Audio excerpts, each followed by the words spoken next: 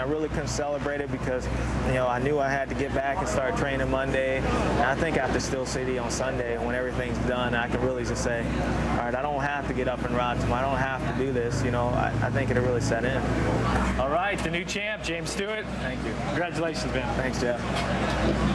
And congratulations to James Stewart on quite an accomplishment.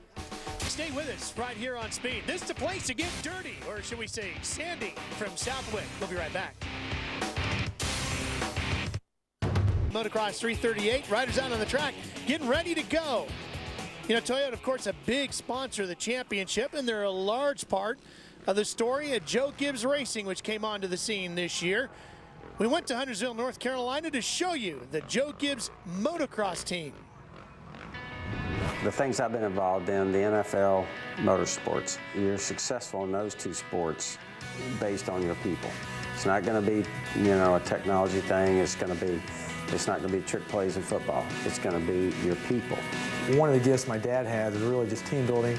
Really, as a coach, that's your #1 job, is, you know, build teams. I think he's done that all his life, and I think it carries over to the NASCAR side as well as the motocross side. We got some pretty strong teams. It's definitely set up more like a football team, like how Coy and his dad grew up. I mean, basically, you have a trainer that's here full time, the riders live here, the truck driver lives here. So in between races, everyone comes back. Like Joe always says, with people you win. And so, you know, alone, you know, you can be strong, but when you got a couple people with the same goal, you know, collectively you all can have, all the ideas can bring together the right, you know, situation to put you in to have the winning elements.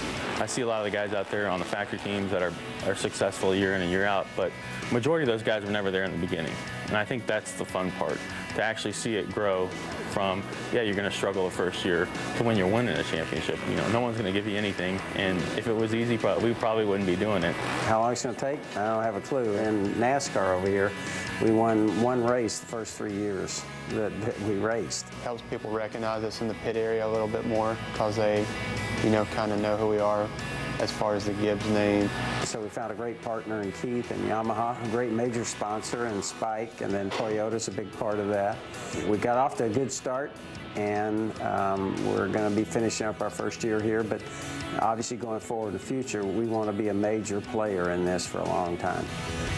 Okay, the Gibbs name obviously has a long history in NHRA competition and NASCAR, but just to prove to you that they really do have some motocross roots, that's Coach Gibbs in a football helmet motocrossing back in the day. Yeah, that looks like a Montesa or a Bull Taco something, but pretty impressive. That was some airtime that Coach Gibbs had. Well, I ran into Coach Gibbs the other night at dinner, and he's very serious about this motocross team. They're not giving this up anytime soon. And Aaron, another new name to the grid this weekend, lining up in the gates, Marc De Reuver. I think you pronounce it correctly, Ralph, with the number 154, Marc De Reuver, right behind us here on the starting gate. He's 25 years old, just got third in that first moto, and a lot of smack talk as he came over to America. Some people thought he was cocky, some people thought he was a little bit arrogant, but that's not the case at all. It's completely mistaken. He is confident, and he's also known as one of the world's best riders, and it's obviously apparent with a multi-time, he said 10-time Dutch champion. He said with a lot of other little championships under his belt, but he said coming here, he didn't know exactly what to expect. The pace of the Americans are fast. He was only 2 seconds off of James Stewart's practice time today during practice, but he said that last moto, it was all about the start. He said in order to keep up with them, he's going to have to get a much better start, try to make it a lot easier on it. He said he went back in between motos, got rested, cooled off. He said he's absolutely spent, but he's going to give it everything he's got for this final moto. Won in Italy earlier this year on the Motocross GP Tour.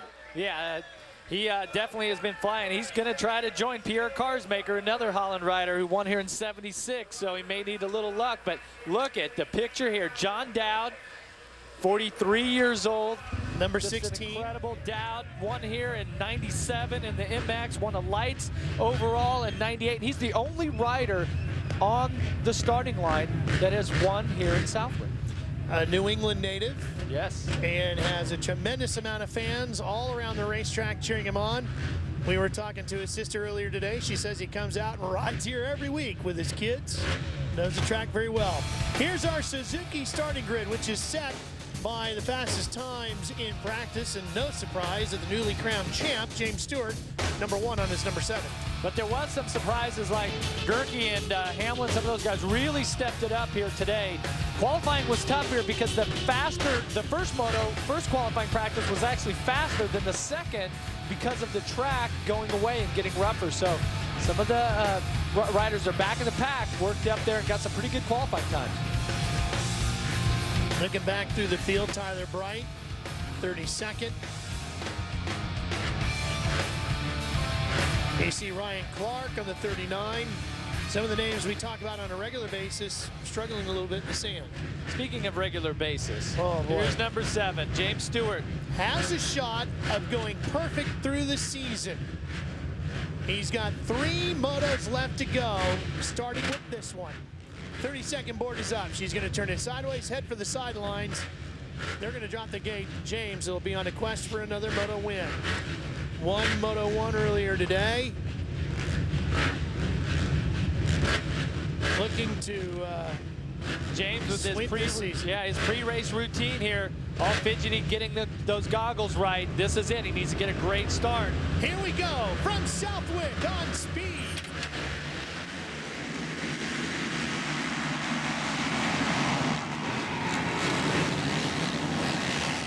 James Stewart gets the whole shot. You see the big pileup of riders back behind there. Antonio Bobby on the 55 is in there. The 719 is Tyler Bright. Andrew Short's down. Andrew Short is in there, and he is right in the thick of the battle for second in the overall points. Finished second in Moto #1, and he is next to last in Moto 2. Shaking his head. This is going to be devastating. He is going to have to put on an incredible ride to gain some points here to keep or to be close to Tim Ferry with only 1 race to go. There's Mike Fisher. You see him in the Kawasaki shirt, team manager for the Monster Energy Kawasaki team. Cody Cooper setting in second. Jeff Alessi third. That was a Yamaha rider just behind them. That was Josh Hill recovering. They got the bike fixed after that DNF in the first moto. For Andrew Short, it's a nightmare coming back all over again. Jeff, if you remember, he crashed at Millville at the last round, came all the way back into the top 5. Maybe he can do it again today. First turn crash. Yeah, look here. Stewart just gets by on the inside, and then right there in the middle, a huge pileup. Ballby gets turned to the inside.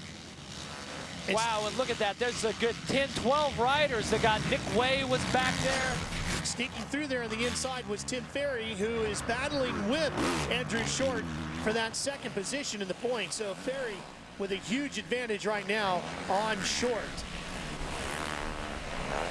So James Stewart out front here in the second moto, trying to make it 22 in a row. You can see the shadows on the track. You can see they've laid down some water, and there's some huge holes here. Right here, this is where in the first moto, there in the highlights, you see Stewart land on the front wheel. Here's our progressive hole shot replay. Very short start, 40 riders. You see some of the riders just get in there. Michael Byrne was in there tight, gets pushed wide.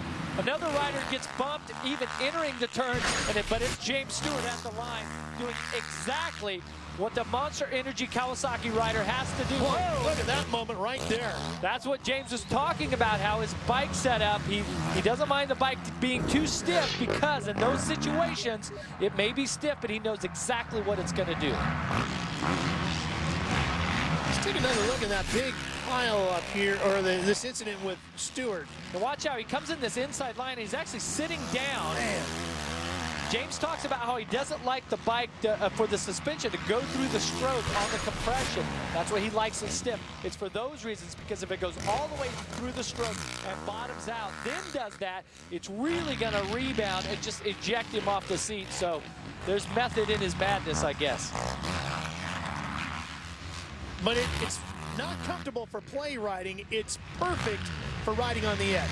Well, I've ridden James Stewart's bike on a number of occasions, and just riding the bike around at a slow pace, like in the pits or wherever, you can actually feel every little rock or bump, you know, at a very slow speed, but at a very high pace where you're really pressing the chassis. This is where it excels, and of course, that's how you want it to work. You want it to work when you're racing wide. But look at Josh Hill up into third place. Had problems in Moto #1 with mechanical issues. Bouncing back. Here's Jeff Alessi. And Alessi sits in 4th. Jeff, he was up in the top 5 early on in Moto number 1, then slipped back to around 8th position as the Moto wore on. Great starts here. Let's see if he has any gas in his tank. And look at Hey, this, John Dowd. Dowd up into 5th. And the 43-year-olds stay there. And Gery, just behind him, loses the rear wheel, loses a couple bike loops on Dowd. And look at the fans here at Southwick cheering on the local hero from just right up the road in Chicopee, Massachusetts. Father of 2, lover of motocross. This is his sport. And started his pro career very, very late compared to when most guys start. Late 20s, yeah. John Dowd thrilling the fans. And hopefully all of you viewers here with us on Speed. Stay with us. We're coming right back for more of Moto 2 from Southwick. John Dowd continues to get the crowd cheering and on their feet here at Motocross 338 in Southwick, Massachusetts. Just south of Springfield, Massachusetts, and just north over the border of Hartford, Connecticut. Actually located right behind the middle school here in Southwick. Well, and I actually heard Doug Henry was here today, one of the Connecticut natives, one of the Southwick's favorite sons. No doubt he's out there cheering on the Junkyard Dowd. Dowd continuing to battle with Jeff Alessi. And you know, Jeff, this sport of motocross, you tend to think of it as such a Southern California thing, but the New England area rich with some successful names. They have a very strong series up here, and just a tremendous amount of support, and they just love the sport up here, and they love the sand because they have a lot of it, and no place is more popular than the hallowed ground here, the Motocross 338 for the fans of New England. Run by an American Legion 338, that's where the name comes from. Now we have a battle shaping up here. Dowd, Gery, and Tim Ferry pressing. No doubt Tim Ferry could have got the word from his mechanic, Dana Wiggins, on Monster Energy Kawasaki that Short was down in the first turn, so ride smart. And on that story, Short has moved himself up to 24th according to timing and scoring, and Ferry listed in 7th. So we're going to keep an eye on Short because, as we said at Millville the last round, he did the same thing, worked his way to a top 5. Yeah, 7th pays around 16-ish points, 24th pays 0. So Short's got some work to do. Pays back to 20th.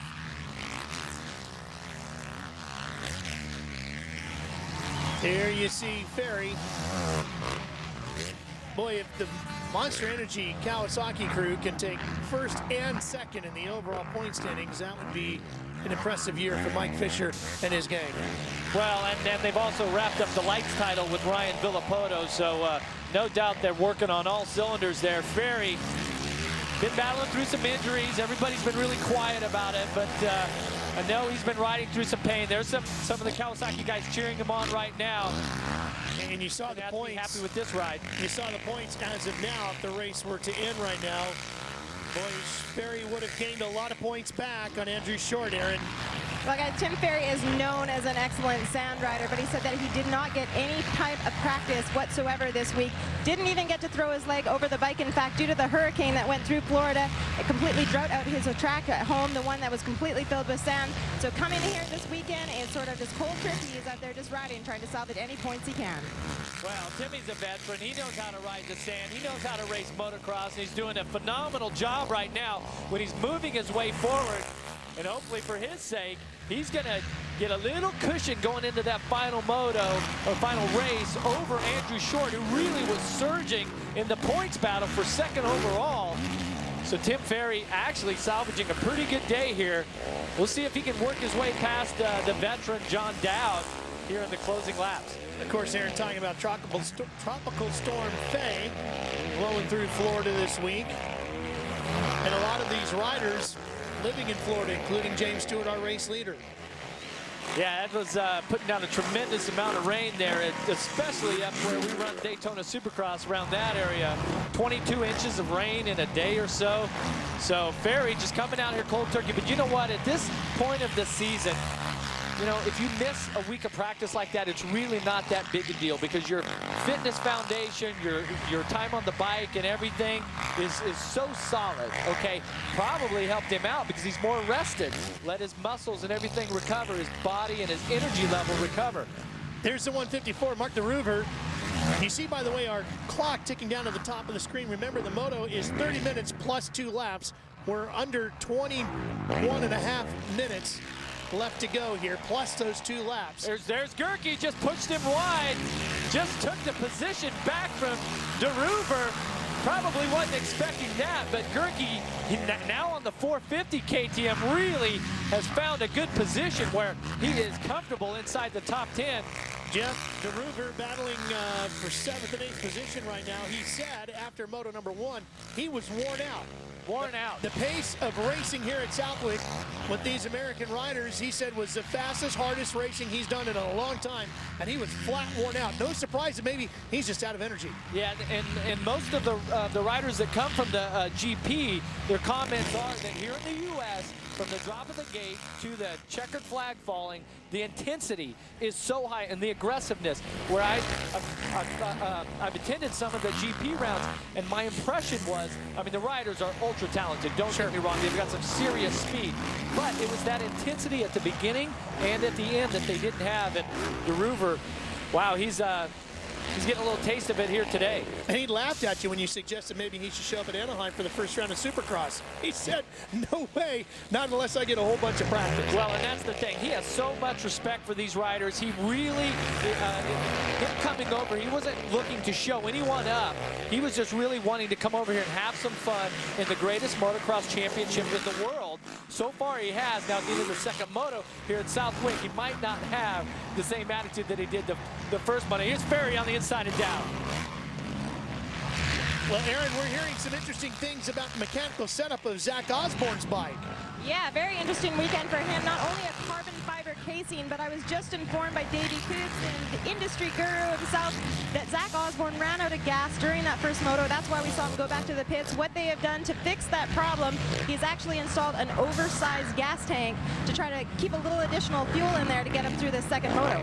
A big gas tank. We've seen some creative engineering when it comes to fuel in years past, Jeff, because there's a lot of times when the motos would go long over those 30 minutes plus 2 laps, depending on when the guy crossed the line. When the zeros came up, they had to come up with creative ways to get extra fuel. Yeah, we've seen that on a couple of bikes where they have some aluminum gas tanks actually up on the top part where the gas cap is. They just kind of built that up, and that's because when you know, in this type of soil, you're constantly on the throttle. You've got the throttle at the wide open position. Of course, anyone that drives like I do with a lead foot, you know, you go through so much more fuel, and the economy just you know, goes away. So yeah, and he's not kidding. I've ridden with them. And Andrew Short, by the way, as we watch Tim Ferry, who rides in 5th, Short has moved himself up to 18th. So the fight for second in the championship still continues. Tim Ferry hoping to gain some points on Andrew Short. Everybody trying to hope they can catch a view of James Stewart. Shaheen alongside Jeff Emig. Aaron Bates here with us as well. And you see Tim Ferry, second in the championship on the Monster Energy Kawasaki to his teammate and newly crowned champ, James Stewart. Now Andrew Short, as we said, going to commercial, had moved himself up to 18th. Well, he picked up a couple more while we were away. He's now up to 16th. And Ferry sits in 4th. Ferry putting on a very strong ride here, and just behind him is Jeff Alessi and John Dowd. Matt Gery just on him. Ironically about John Dowd, you know, he's had a top 100 number for 20 years now. 20 years straight in the top 100. And for those that don't know, you have to earn those. You don't just go and pick a number out. Yeah, it's a tough task. But the young guys here, there's Jeff Alessi, Gery putting on a phenomenal ride. They're just battling their way through here, getting a taste of what it's like to ride 450cc 4-stroke machines around this track. And you can see, look how deep the bumps are now. I'm telling you, they rode a 500cc 2-stroke here 3 years. And back in the days, the chassis on those bikes were not very good, and the horsepower was incredible. I'm just telling you, it just would have been just a nightmare. These bikes are much like a 500, but with, oh, De Reuver Marc De Reuver has left the racetrack. The 154 heads back to the pits. And Alessi continues in 5th position on the 801. Jeff, I talked to his dad, Tony, earlier today to ask how his brother Mike is doing, who had an incredibly violent crash earlier this year. And they said the rehab is going well. He's getting himself back together just fine, and they plan on him getting back out on a bike soon. Yeah, so his attitude's glad to hear great. that. Yeah. Phenomenal recovery here for such just a horrendous crash there at Redbud. And now Jeff Alessi's picked up. He really has stepped it up since his brother Mike has been out. And, you know, now it's Jeff in the spotlight, where it's been Mike for most of their lives. So Jeff on the Honda. Uh-oh. Gery is off. Oh, what a tough break for the rider out of Florida on the MDK KTM. That's going to move Alessi up a spot because he was right behind Matt. Wow, what a disappointing development for Gery, who was just putting in a tremendous ride there. Yeah, and he was 10th in the first moto. Or 5th, I should say, in the first moto. What happened to Matt Gery, Aaron? Any idea? A tough break for Matt Gery. 2 weeks in a row. This is only his 2nd time on that big bike. Last week in a flat tire. And what happened to your bike this time around, Matt? It just locked up right there in front of the mechanics area. Did you expect that this class was going to be so tough and then to have all these problems on top of it? I didn't expect to have these problems. I didn't expect to be quite as fast as I am, but I always liked the bigger bike, and obviously I'm better on it. But man, today I finally might have had a podium. Tough break for Matt Gery. We've got 1 round left for him still to show off his stuff. Serious amount of emotion coming out of him. He was talking podium. He knows everything was really shuffled around, and putting in that effort for a moto and a half, and now to have it go away like that is just devastating. The sand can be very tough on the riders. It can be brutal on the machine. The passion for motorcycle racing. Fuel your passion on the go with news and results from Speed Green Alerts. Text KX to 773333 on your mobile phone to receive free motorcycle racing text alerts. Speed Green Alerts presented by Kawasaki. James Stewart going for another sweep here this year.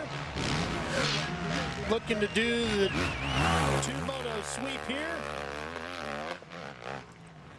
But still, even as good as things have been going for James, there's been a couple of moments in Moto 1 and now in Moto 2 where things could have come completely unglued. Take a look at this replay at the top of your screen. James Stewart comes over the blind jump, sees a rider down.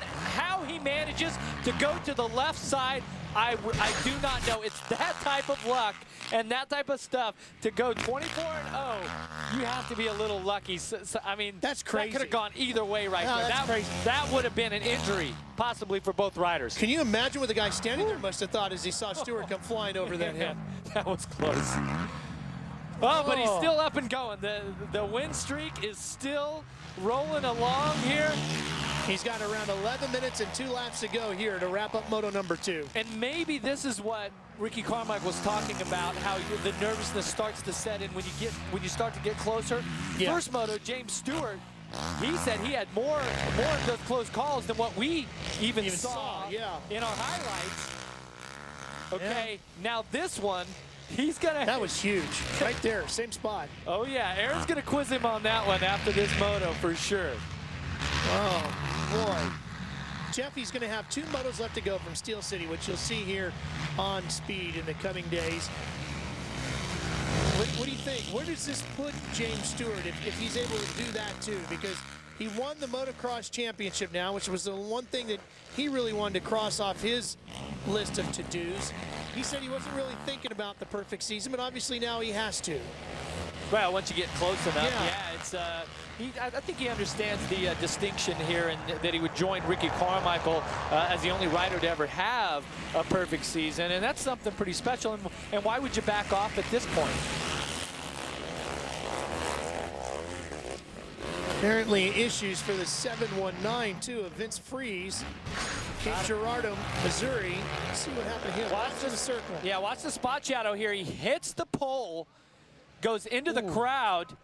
Oh, man. There's a fence back there. I walked this part of the track yesterday, goes into the crowd, and actually look at the pole shaking. Yeah. With the PA wire up there, so we hope Freeze is all right. Pretty fast area turn also, so. Getting reports he is okay as well. So far, so good for James Stewart. Oh, that was amazing watching him come flying over that jump. Anything you can do in mid-flight like that to help steer the bike? I know you can stop the gyro motion of the wheels with a brake, and that can help pull you back down to the ground, but anything else? I'm thinking Newton would say no. That once you're airborne, you know, you can kind of turn the, for the impact, turn the bike a little bit, but you're not going to turn your trajectory. Yeah. Once it's there, you're committed. Going, and I don't know who discovered, what was the gravity? Who was that? What goes up must come down. And that would be that Newton guy you were talking about. Yeah, so. Sir Isaac Newton. Boy, this is that same section there. You see he comes over in a little bit different line. There was a yellow flag there. Jeff, we haven't had much opportunity to talk about Cody Cooper here in Moto number 2, but guess who's running in second since this one got underway? Still there is Cooper, and behind him, still having a great run too in this Moto, is Josh Hill. Ferry is in 4th. John Dowd continues to run in 5th, and Andrew Short, who fell in the first turn, has moved himself to 11th. Yeah, the other rider that was in there trying to battle for the podium in the was setting 4th in points, trying to get up into that 2nd spot is Michael Byrne. He had a horrible start. He's up into 8th, Short at 11th, but Ferry definitely the best of that group in 4th. There you see Cody Cooper, the 902, riding in 2nd. We'll have more on him when we come back to Motocross 338.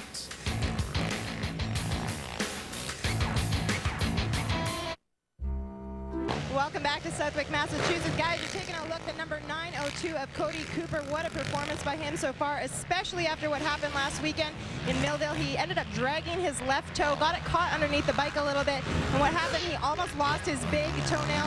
He also received 7th in that first moto, but he was able to do a little bit of cycling throughout the week to keep up his fitness and endurance, but he wasn't able to actually ride that bike all week long. So right now, he said he's extremely happy, but his mechanic, Craig, can tell that he's starting to get a little bit fatigued out there because he's writing him signals. Make sure you use your legs, stand up. You can do this, a couple more laps to go. Yeah, less than 3.5 minutes remaining, plus those 2 laps, which could be 3 laps, depending on when Stewart gets to the line and the clock goes to 0. Yeah, this is going to be good for his overall here. I'm not quite sure how the numbers are going to shake out, but definitely we take a look back to Michael Byrne, there he is, running in 7th. Yeah, Michael Byrne, one of my good friends here, had just a horrible first moto, setting 7th here. It's not a bad ride. He got a bad start, but I'm telling you, every Wednesday night, he usually has meat sauce. Yeah. This Wednesday, he didn't have meat sauce. No meat sauce? No Anything meat else sauce. different this week? His girlfriend, Danny, is going to have to make sure that next week before Southwick that he has his meat sauce on Wednesday. Riders are very superstitious. There was an article in Trans World magazine about the superstitions of riders, and they're just a select group. I mean, I was one of them. I was that way. That if it was meat sauce on Wednesday, you got to have it. If you miss it, I don't know what. I don't know if that had anything to do with it. But you think he's going to think it did? He is definitely going to think so. Now we're looking for Andrew Short, who has climbed his way up to 9th, Jeff, and Tim Ferry is 4th. Okay, so that's a few points. That's going to tighten it up. Probably going to walk away here fairly even how they came in. The loser in the points here in that battle is going to be who we're looking at here, 26 on the Rockstar Suzuki. There's Short Byrne on the Red Bull Honda. Less than 2 minutes and those 2 laps to go. Boy, and Andrew Short really has had some great first motos lately, and these last 2 races, the second motos, he's been down off of the start in both motos. So, fitness, strength, mental strength to be able to weather that, to keep pushing forward, to keep yourself in this championship, and not give up, even though there's only a couple of races, a couple of motos left in this series. You know his goal is to get second. Right now, Tim Ferry has that position. It's going to come down to the final moto, I'm sure. He's quite a ways back behind Jeff Alessi, who has slipped all the way back to 8th once again, the same thing he did in Moto number 1.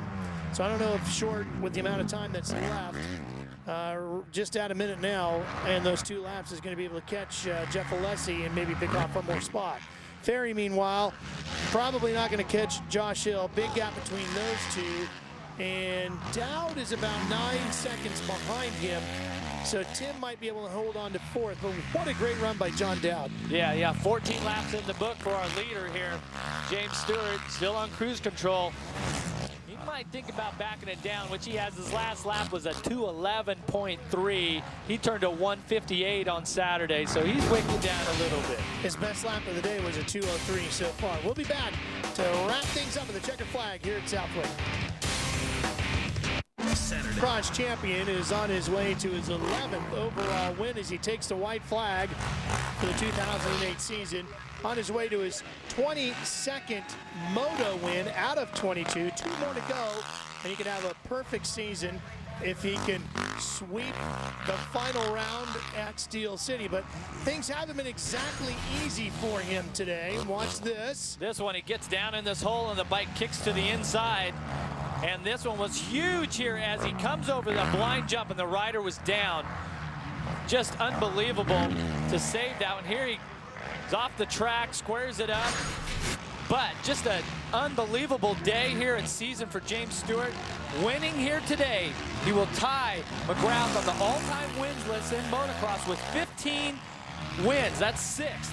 I set 5th all-time with 16, and he will for sure tie that next week. Then, if he has another season like this, he could surpass Howerton Johnson and Bob Hanna on the all-time wins list and be behind Ricky Carmichael. Impressive company, Hall of Fame type numbers. And Josh Hill, the number 40, winner of a Supercross earlier this year at the Metrodome in Minneapolis. Sits in 3rd after having mechanical problems in Moto number 1. One of the best motocross weekends we've seen for Josh Hill this year.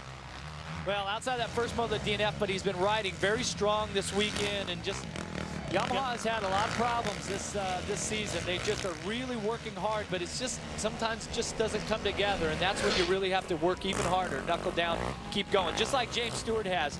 Celebrating here, fist in the air, waving to the crowd.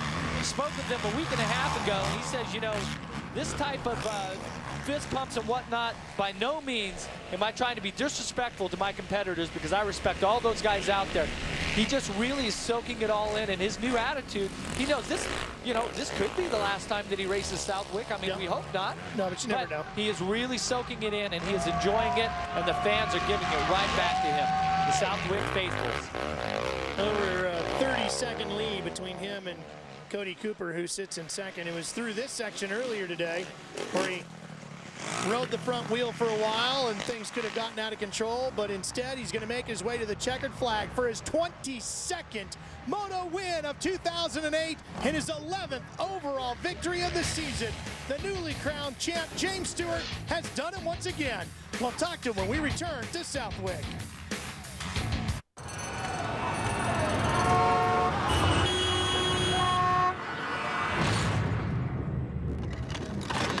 Well, there he is, 43 years young, John Dowd. And the crowd here at Motocross 338 loves the local hero who puts together an outstanding performance today. 5th in Moto 2, 9th in Moto 1, and look how he's going to do in our Toyota Trucks overall results. 6th overall. 6th. Wow. That's a pretty good ride for John Dowd. Cody Cooper with the 7-2 gets 2nd. Andrew Short and Tim Ferry finished 3rd and 4th, so that'll keep that interesting. And look at 9th and 10th. Hill with the 37.3 for 9th, and De Reuver with that great first moto, 34th for 10th. Well, here's Aaron. James Stewart is unstoppable. He takes his very first overall MX win here at Southwick. James, it almost did come to a stop, that perfect season, as you came over that jump, a blind spot, and you just about landed on a lapper. What was going through your mind when you saw this happen? Well, like when I came up to it, I saw the flag waving, and then the guy pulled it down. And then, so I was like, all right, well, he's off the track. And, dude, I came over, and I was like, it's over. I'm about to hit this guy. I saved that one, then I I almost crashed somewhere else, and man, the track was brutal out there. I mean, it was tough, and I'm glad I got out here safe with a win. You have to be able to adapt to a track like this, especially how it changes each and every lap. Did you change up anything at all, modify your bike to make a difference for your second moto? Well, you want to, but you never know. You never know how it's going to go. It could go the wrong way and be worse. And, you know, for me, if it's bucking around, we just leave it. You know, I know where it kicks and stuff at, but today we got to get it up and get the win, so I'm thankful. James Stewart, the streak continues. 1 round left to go. That'll be in Steel City. You'll see it here on Speed. Motos 23 and 24 of the perfect season. In the points, well, we know the title's wrapped up. 8 now, separating Ferry and Short, headed to Steel City. Yeah, that's a tight battle, and Byrne drops back there. He's now 29 off of Tim Ferry. That's going to be a lot of fun to watch on Speed from Steel City. Let's go back to Aaron. Well, guys, Cody Cooper, he's managing. He ended up having one of his best results. You finished up just like you did at Unadilla. What does this mean to you, Cody, especially after having to spend the week off the bike? Yeah, I didn't even know I got the 3rd overall until just then, but you know, I was done after that first moto, and I sat down and it just killed me in that first moto, and then you know, I got a good start and that got my hopes up, and then I just rode a solid race and tried standing up everywhere. Congratulations on a great run. Tim Ferry, you managed to make your way back up here. Take us through it. 1 more round left to go. You in the battle between Andrew Short, you just sort of extended that lead once again. Yeah, I definitely salvaged it this weekend. I'm pretty pumped about that. This track was tough. You know, I've been up and down here lately, and I've given a bunch of podiums away, like I said last weekend, and you know, those guys gave me one this weekend. I'll take it. What a ride out there. Congratulations to you. Get on the phone or start pounding out the emails, because Dave Despain and his guests are fired up about all of this week's motorsports action. And the best place for your opinion to be heard is on Wind Tunnel with Dave Despain. Live tonight, 9 Eastern, 6 Pacific, only on Speed. All right, so James Stewart goes perfect again, even though it was pretty crazy there for him, Jeff. He goes to Steel City now. Can he do it? Yeah, he can do it, but the pressure is going to intensify. I can't wait to see how this plays out and the battle for second. You'll see it all here on Speed. For Aaron Bates and Jeff Emig, I'm Ralph Sheheen. So long from Southwick and Motocross 338. Congratulations to the champ, James Stewart.